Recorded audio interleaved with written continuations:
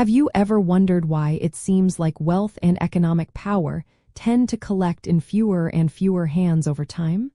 It is a question that has puzzled thinkers for centuries, touching on the very nature of our economic systems. Understanding this phenomenon can offer profound insights into global economics. Capital concentration theory describes the inherent tendency within capitalism for capital, meaning both financial assets and productive resources, to accumulate in ever larger quantities under the control of a shrinking number of individuals or corporations. This process leads to increasing wealth inequality and the growth of larger, more dominant economic entities. It is a foundational concept in classical Marxist economic analysis, explaining how capital tends to centralize. The core mechanism behind this theory lies in the competitive nature of capitalism itself.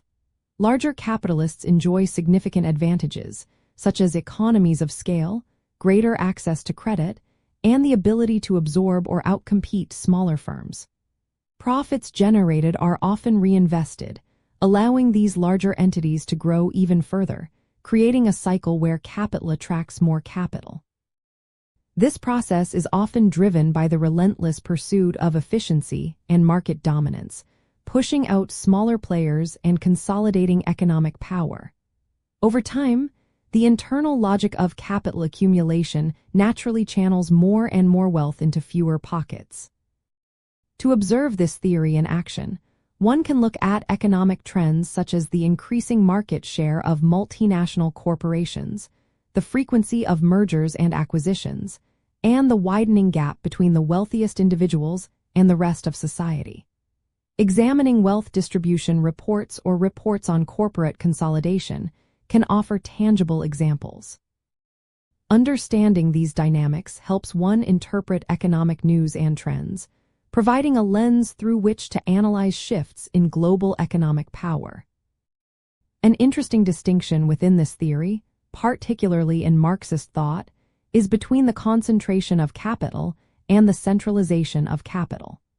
Concentration refers to the growth in the scale of individual capitals through the accumulation of surplus value, essentially reinvesting profits to expand one's own business.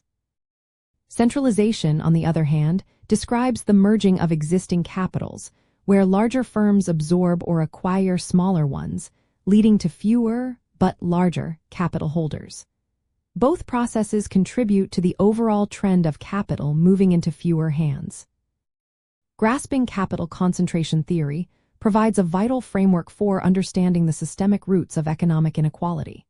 It moves beyond merely observing wealth disparities to explaining the underlying economic forces that create and perpetuate them. By recognizing these inherent tendencies, we gain a clearer perspective on the long-term trajectory of capitalist economies and the ongoing debates about economic justice and market regulation.